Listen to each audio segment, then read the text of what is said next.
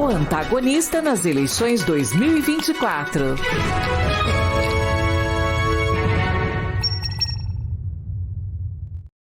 Ontem saíram as pesquisas Datafolhas para 4... Datafolhas, né? Tem mais de uma Datafolha. Já saíram as pesquisas Datafolha para 4 capitais e já vamos começar com São Paulo, onde a coisa está mais embolada. Tivemos números que mostram Guilherme Boulos, Pablo Marçal e Ricardo Nunes tecnicamente empatados na liderança. Aí temos a arte. Eu aproveito para convidar o nosso querido Alexandre Borges para participar. Tenho certeza que ele vai agregar a sua visão para este cenário. Aí temos o Guilherme Boulos, ainda marginalmente em primeiro lugar, mas dentro da margem de erro, então, na verdade, está tudo embolado. Pablo Marçal subindo, mas meio que chegando num platô, aparentemente, em relação à última amostragem, e o Ricardo Nunes se recuperando um pouco, ele também dentro da margem de erro, mas mostrando que os três estão parelhos ali. Tabata Amaral subiu em relação à última montagem, um pouquinho, mas subiu, e o Datena despencou. Ele estava com 14%, se não me falha a memória, caiu para metade, 7%. Senhores, o que é que vocês acharam desses resultados? Já chamo aqui o nosso querido Alexandre Borges, diretamente do Rio de Janeiro. Começando com você, Rodolfo, e depois para o comentário, a tréplica, já que estamos em texto eleitoral. O que você achou desses números, Rodolfo? Tem, assim, todas as variações desse topo, dos 3 principais ali, foram dentro da margem de erro, né? Então, assim, tem que tomar esse cuidado de que, assim, não teve uma variação grande, então a pesquisa mudou muito pouco. Só que ela sim, foi um refresco possível aí para o Ricardo Nunes, porque ele foi quem mais variou positivamente, aí dentro da margem de erro de 3 pontos percentuais, tinha 19 e foi para 22. É uma indicação de que ele pode, a campanha de televisão pode sim ter influenciado alguma coisa já, e que, portanto, pode continuar influenciando, que era o que esperava a campanha do Ricardo Nunes. Então, assim, é uma boa notícia para ele. Outra boa notícia dessa pesquisa especificamente é de que na disputa entre, e eu estou falando boa notícia para o Ricardo Nunes, né? A disputa entre o Boulos e o Pablo Marçal no segundo turno, nessa disputa, ainda o Boulos está na frente, mas no limite da margem de erro. Ele tem 6 pontos percentuais na frente do Marçal no segundo turno. Né? Se você tira 3 do Boulos e dá 3 para o Marçal, eles empatam, né? Então é um empate técnico isso. E esse é o argumento hoje que se sustenta, né? Eu tinha falado ontem que essa pesquisa poderia mudar esse cenário, né? Mas é o que sustenta o argumento utilizado pelo governador de São Paulo, Tarcísio de Freitas, para dizer, olha, se você votar no Marçal e mandar ele para o segundo turno junto com o Boulos, existe um risco maior de o Boulos ganhar essa eleição. Por quê? Na disputa entre Nunes e Boulos, o Nunes está bem na frente numa projeção do segundo turno. Então, esse é o cenário que a Datafolha deixou. Hoje saiu uma Paraná Pesquisa, que mostra também esses 3 embolados, né? Um cenário parecido com o do Datafolha, com pequenas diferenças, e para o qual a gente destacou lá no site do Antagonista a rejeição para o Boulos e para o Pablo Marçal. Né? A rejeição dos dois está crescendo, os dois estão com mais de 30% de rejeição, enquanto a rejeição do Ricardo Nunes, o prefeito, está em 15%. E era 17%, caiu. Então tem uma tendência de queda nessa comparação de rejeição. Outra boa notícia para o Ricardo Nunes no meio desse fenômeno Pablo Marçal. Né? De fato. Alexandre, qual a sua visão? O que você achou? Olha, o quadro está se desenhando de uma maneira mais clara. O que, aliás, algumas coisas são até parecidas com o que a gente vê em outras capitais do Brasil. A gente vê em São Paulo, primeiro, que não tem uma preferência óbvia pelo candidato lulista ou bolsonarista, certo? O candidato Boulos, que é o lulista, não disparou. O candidato que seria mais para o eleitor bolsonarista, que seria o Marçal, também não disparou tanto. Ele, claro, veio aí como um foguete, mas parou ali. E o Nunes, ele ganha força por quê? Porque o Nunes, ele é o candidato anti. Se você é anti-Marçal, você vai de Nunes. Se você é anti-Boulos, você vai de Nunes. E se você, obviamente, não está com o outro extremo.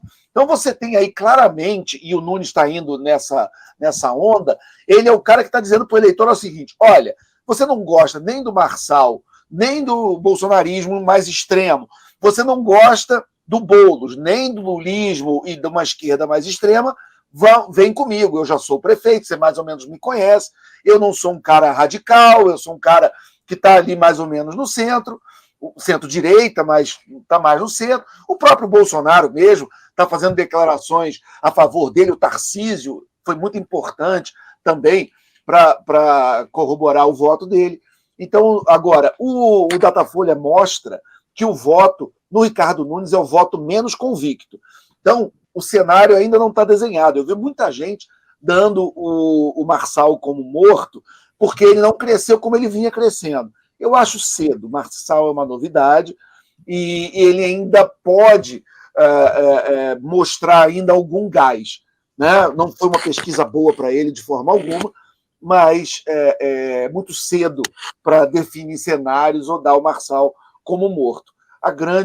O grande beneficiário dessa pesquisa foi realmente o Ricardo Nunes nessa leitura. O Ricardo Nunes está se colocando como a opção, vamos dizer, moderada, a opção não radical para quem não gosta nem do Boulos, nem do Marçal.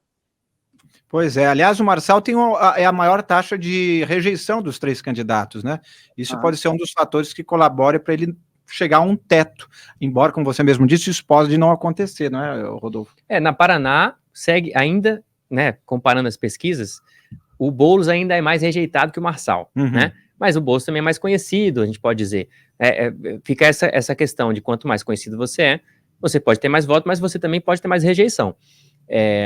Agora, o cenário está se desenvolvendo, o que essas pesquisas agora mostram, na Paraná, por exemplo, que é comparada com uma pesquisa de agosto, que é mais distante do que as duas Datafolha, o Marçal ainda cresceu 3 pontos. Né? Mas aí é aquilo, depende do período em que essa pesquisa abarca. Né? A Datafolha tem uma confiança histórica melhor, e por isso ela chama mais atenção, né?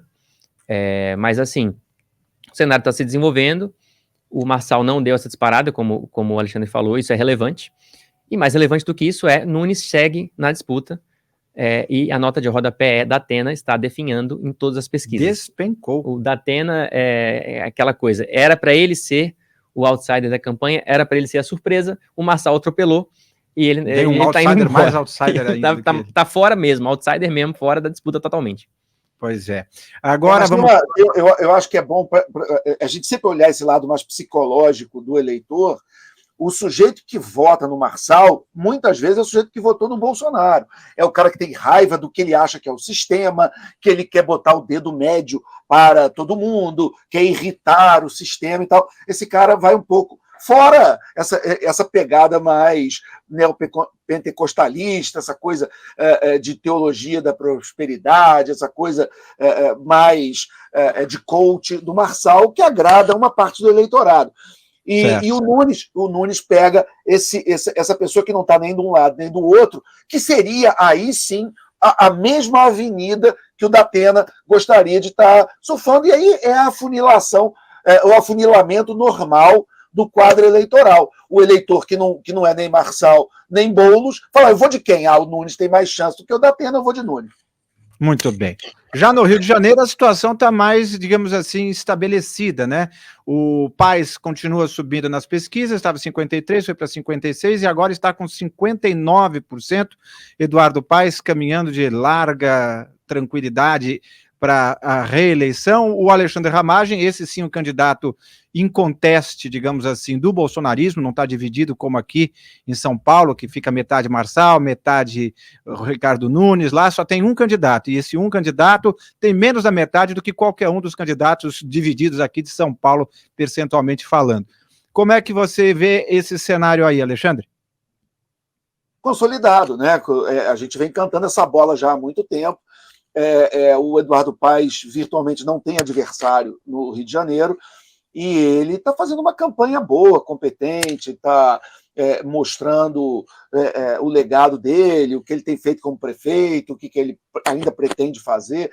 Então, ele tem um desafio muito grande, né, que é conseguir um 4º mandato numa cidade como o Rio de Janeiro, que não é fácil. Eu sou carioca, eu moro aqui, E o Rio não é fácil.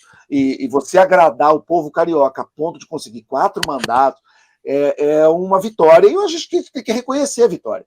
Entendeu? Eu me lembro, há um tempo atrás, acho que foi na eleição do segundo mandato do Eduardo Paes, onde eu estava numa reunião com o pessoal de pesquisa e tal, e eles estavam falando que o Eduardo Paes não era muito popular, porque, na época, né? Porque diziam que ele tinha só 30% de aprovação.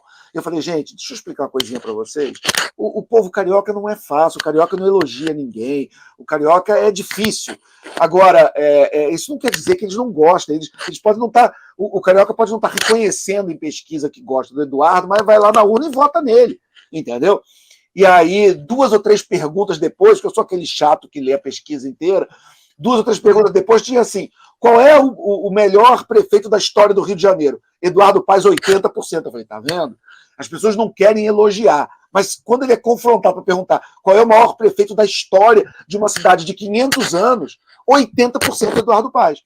Então, entendeu? Nessas coisas, nessas nuances que a gente entende a pesquisa, muito mais do que no agregado, né? Então, o bom da pesquisa é esse, né? Você olhar bem ali essas nuances, essas perguntas mais que ficam escondidas ali na página 120 da pesquisa, mas que elas são, vamos dizer, mais indicativas do verdadeiro estado de espírito do eleitor.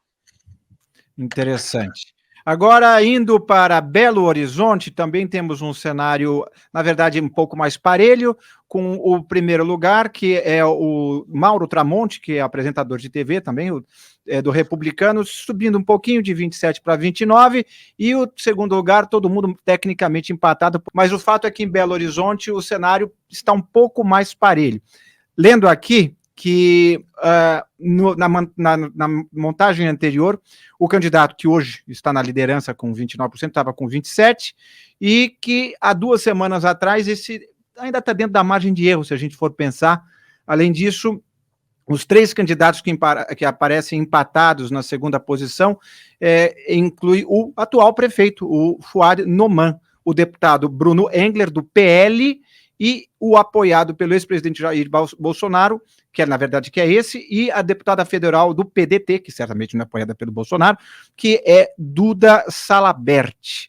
Mas eu queria saber o seu comentário e também o seu, Alexandre, logo em seguida. Esse cenário em BH ainda está mais aberto, né? Não sei se até que ponto o terceiro lugar vai poder se definir tão cedo, mas o primeiro parece mais ou menos inconteste, né?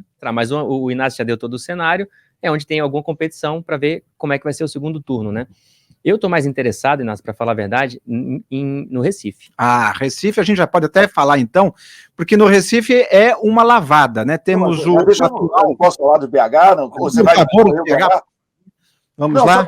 Só para esclarecer, o Mauro Tramonte, ele é apresentador de televisão da Record há muitos anos, ele é meio que um Datena mineiro e ficou muito conhecido, só que ele, diferente do Datena, ele é um deputado estadual de segundo mandato, muito bem votado, foi o deputado estadual mais votado de Minas Gerais na última eleição, então ele tem uma história na política, e ele também vem com essa pegada de ser um cara ali que não é um radical, que é um cara que está mais com posições mais moderadas, enquanto, por exemplo, o Bruno Engler é um rapaz 100% bolsonarista, amigo da família Bolsonaro, pessoal, ele é diretor daquela chamada Direita Minas, então ele é bem tipo o Ricardo Salles para lá, em termos de bolsonarismo, entendeu?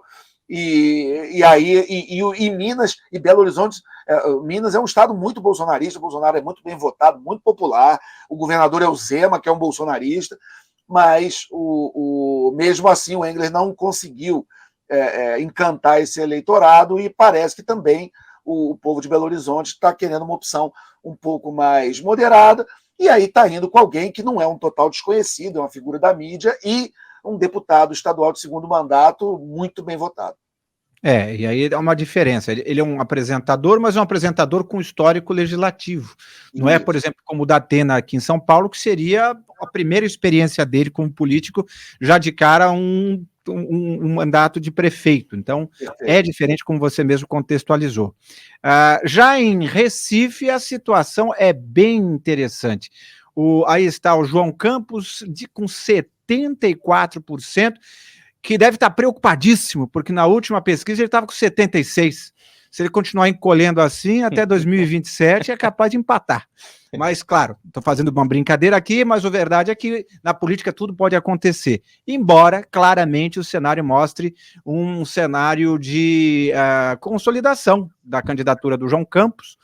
E o Gilson Machado, que é um ex-ministro, né, 9%, o Daniel Coelho, 5%, Dani Portela, 4%, como vocês estão vendo aí.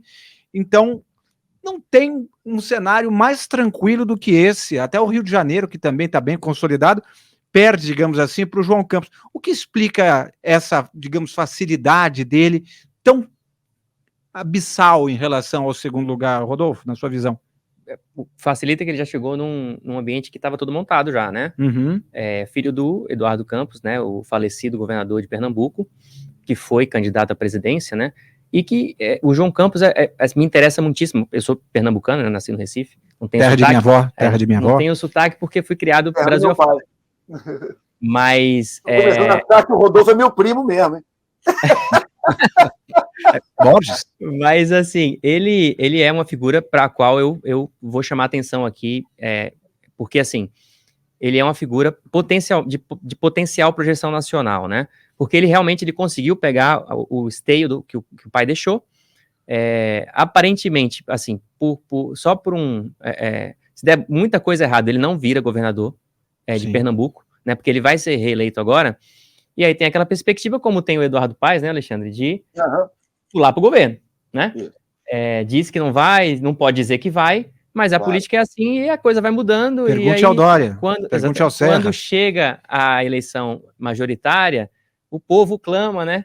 E aí o candidato sai da prefeitura para tentar o governo.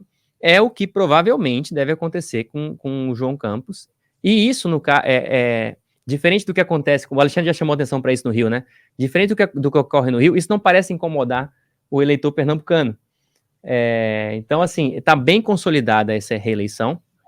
E aí a minha aposta, né? Assim, não é que só que ele se eleja em algum momento, que não seja em 26, que seja em 30, governador de Pernambuco, mas que ele vire uma figura presidenciável em algum momento. Como foi o pai, que aí, nessa trajetória, teve uma tragédia, morreu no meio do caminho. Sim.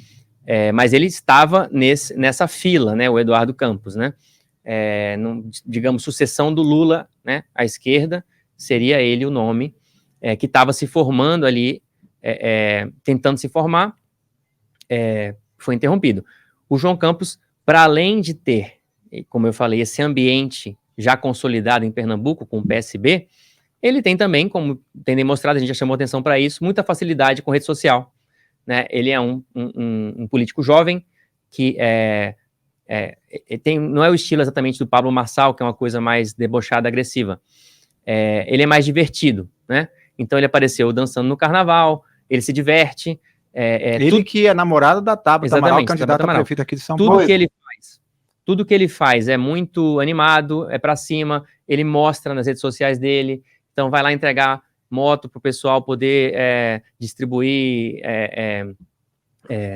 aplicativo de alimentação, ele vai lá e faz, ele pilota a moto, ele faz as coisas, é um pouco parecido também com o Paes, né, Alexandre? Assim, ele tem essa facilidade, ele parece que está se divertindo enquanto faz a gestão, né? E isso ele se aproxima. Que tem agradado, né? Por conta disso também, porque uma coisa é você fazer, outra coisa é você mostrar que você está fazendo, e outra coisa ainda é você convencer as pessoas de que aquilo que você está fazendo, além de você estar se divertindo, está fazendo bem para elas. Então, assim, ele comunica bem, né? Então, ele tem, assim, um futuro vasto político pela frente, João Campos. Aqui no Rio, inclusive, a gente chama isso de fanfarrão. Vocês devem ter visto isso no Tropa de Elite, né? O Capitão Nascimento falando de fanfarrão e tal, e o Eduardo Paes, muita gente chama de fanfa, entendeu? Brincando com esse estilo fanfarrão, mas não é uma coisa pejorativa, é uma coisa festeira, é uma coisa para cima, as pessoas não falam fanfarrão no sentido pejorativo. Maravilha.